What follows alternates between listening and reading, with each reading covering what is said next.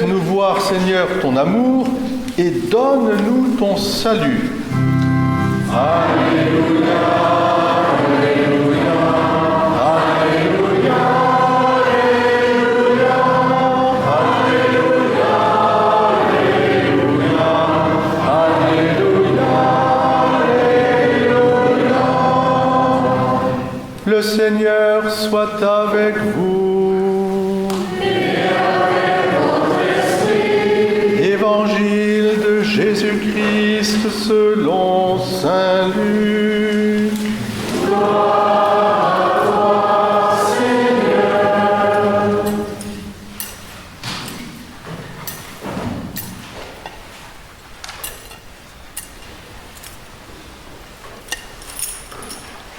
Votre rédemption approche.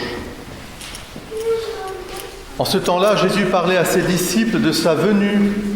Il y aura des signes dans le soleil, la lune et les étoiles.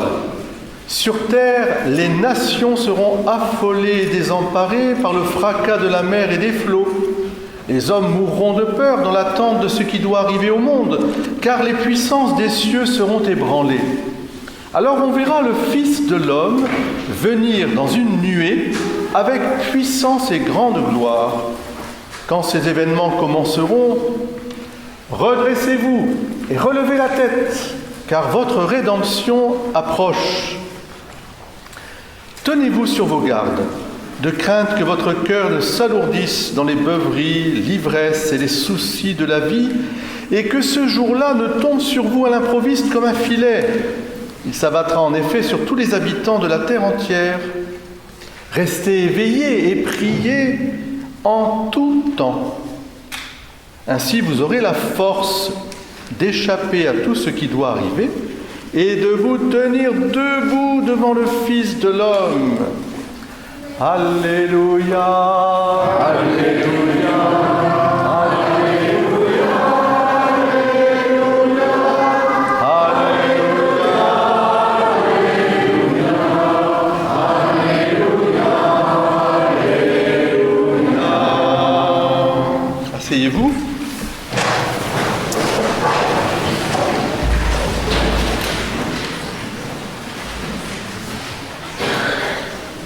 Je vais allumer la première bougie de l'Avent. Et en l'allumant, je l'allume aussi, on l'a déjà fait au Thor hier soir, et je l'allume aussi en pensée à Châteauneuf-de-Gadagne.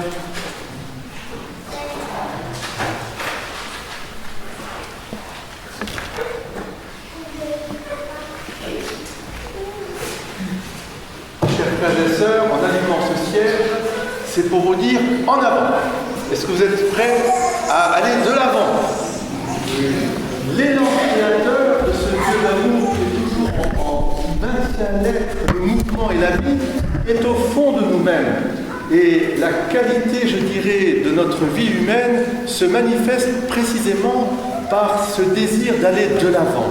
Nous sommes des marcheurs de l'absolu, bien enracinés sur cette terre, bien sûr, mais avec, comme nous dit Jésus dans l'Évangile, debout et la tête redressée, pour regarder au loin ce qui est déjà réalisé d'une certaine manière, car les paroles de Dieu, elles se sont réalisées depuis le commencement de la création, avec toute l'histoire sainte, et puis Jésus-Christ qui est venu habiter parmi nous, qui nous a sauvés, qui est mort et ressuscité, et c'est déjà arrivé. Donc, ce que nous dit Jésus sur la fin des temps, ce n'est pas la fin d'un temps, c'est la fin des temps, se réalisera, mais non pas comme une parole de terreur et de malédiction, car ça c'est une vue purement humaine des choses, mais comme au contraire, comme nous dit saint Paul,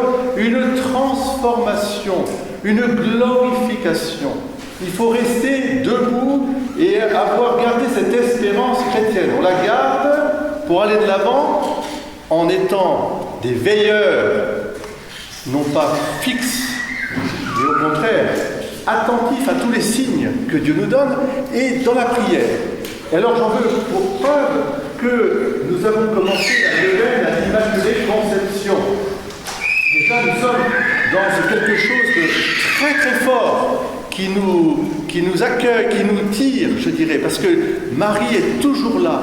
Elle est toujours là pour veiller sur ses enfants. Marie, mère de l'humanité, que nous allons d'ailleurs fêter en grand le 8 décembre, et avec un événement particulier, un double événement. La réouverture et la consécration de Notre-Dame de Paris. Est-ce que en 2024, le 8 décembre, vous auriez imaginé, alors qu'on nous parle toujours que c'est fini, que le monde va mal, surtout que l'Église va très mal, qu'il n'y a plus de chrétiens, nanani, nana, etc., que la France n'est pas chrétienne? Eh bien, le 8 décembre, le monde entier sera réuni autour de Notre-Dame de Paris. Parce que Notre-Dame de Paris, c'est précisément cette espérance réalisée. Car Marie est la mère du Sauveur. Et elle n'a de valeur que parce qu'elle donne la vie pour que nous ayons la vie. Et à travers Notre-Dame de Paris, c'est notre maman qui est là, avec son fils, qui a la mère à l'enfant. Regardez bien la crèche qui est en train d'être faite. Merci Monique pour tout le travail. Regardez bien aussi Saint-André. Saint-André est un signe d'espérance parce que lui-même a entendu Jean-Baptiste lui dire « Voici l'agneau de Dieu ». Il a cru à cette parole, lui qui était disciple de Jean-Baptiste, et il a demandé à Jésus où est-ce qu'il habitait, et Jésus lui a dit « Viens, viens voir ». Et avec Jean, ils ont passé une nuit extraordinaire, et de cette nuit transformée, il est allé chercher Pierre. Et il a amené Pierre. Alors une bonne fête à tous les André déjà, à vous tous. Mais alors il est allé amener Pierre, ça veut dire que André a été le lien, un lien. Il a tissé des liens d'amour pour nous réunir.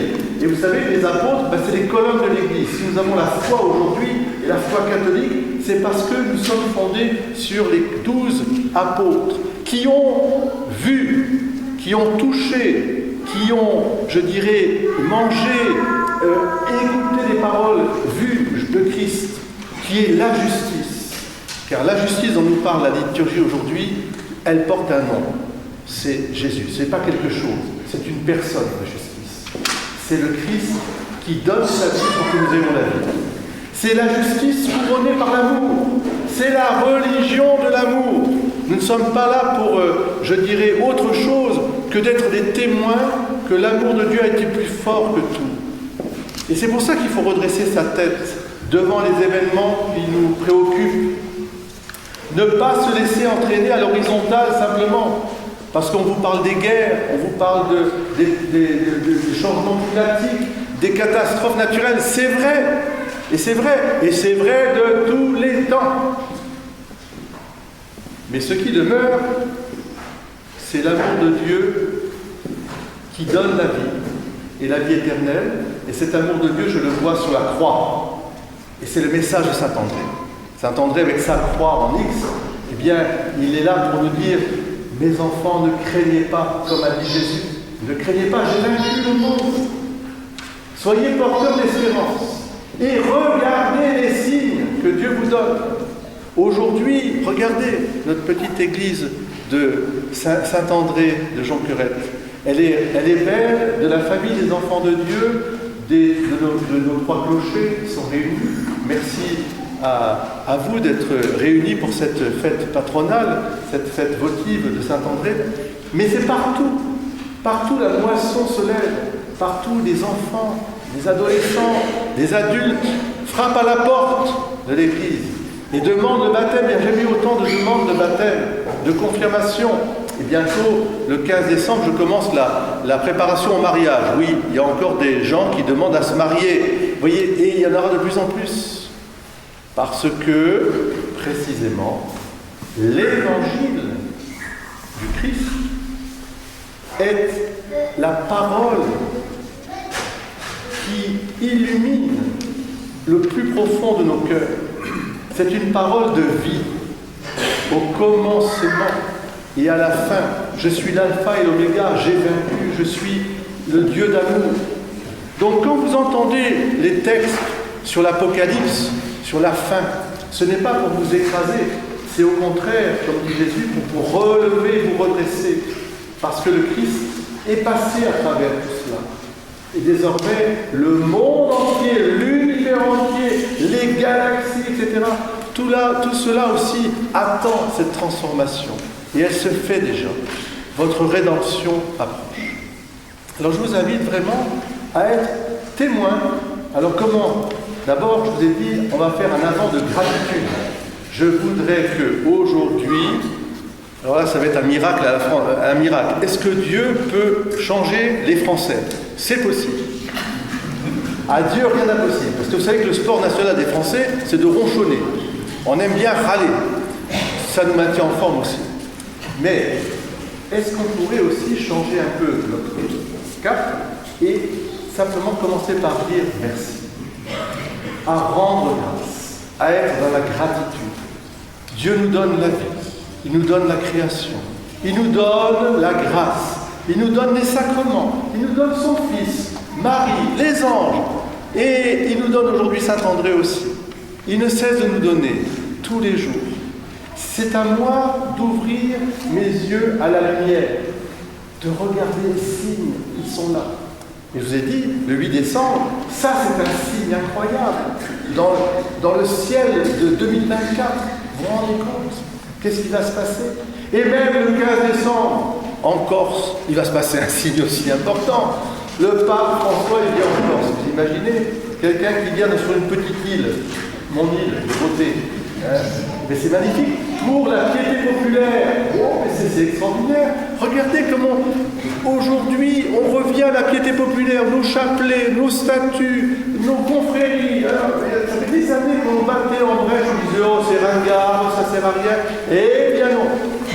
Ça a de l'avenir, croyez-moi. Parce que, encore une fois, c'est la mémoire transmise. C'est pour ça que c'est important que nos églises soient ouvertes. C'est pour ça que c'est important que nos églises aient des statuts. Que c'est important de faire les processions. C'est important de faire la neuvaine à l'Immaculée Conception. C'est important de faire la crèche chez soi et à l'église. C'est pas du folklore. Ça dépasse le folklore. C'est la vie transfigurée. Alors Saint-André, eh bien, il nous relie à tout cela. Saint-André, il a conduit. Il a même, c'est lui qui est à l'origine du miracle de la multiplication des pains, parce qu'il y a un petit jeune homme qui était là avec 5 pains et 2 poissons. Et c'est André qui l'a conduit. C'est lui aussi qui a conduit les Grecs, parce qu'il porte un nom grec. Ils sont allés les voir, les Grecs. Ils sont allés voir Jésus. Est-ce que tu peux nous introduire ? C'est lui qui avait introduit Pierre. Voilà. Il est toujours là, Saint-André, et avec sa croix en X, eh bien, il est le patron des pécheurs. C'est-à-dire, au large, allez, ouvrez au large, ne vous rétrécissez pas, voyez les choses comme Dieu les voit. Et soyez des entrepreneurs dans votre vie. L'être, le mouvement et la vie. Allez au large. En avant. Que le Seigneur nous maintienne dans ce cas. Tous les dimanches, vous aurez une petite feuille de l'ange qui parlera un message du ciel sur la gratitude. Et vous aurez des petits exercices à faire et vous pourrez noter sur votre petit cahier, est-ce que j'ai été souriant ? Est-ce que j'ai été remerciant ? Est-ce que j'ai été bénissant ? Est-ce que j'ai été aussi compatissant ? C'est ça la gratitude. Seigneur, nous avons la joie. Ne nous laissons pas voler notre joie, la joie de l'Évangile. Votre rédemption approche. Alors, en avant. Au nom du Père, et du Fils, et du Saint-Esprit. Amen.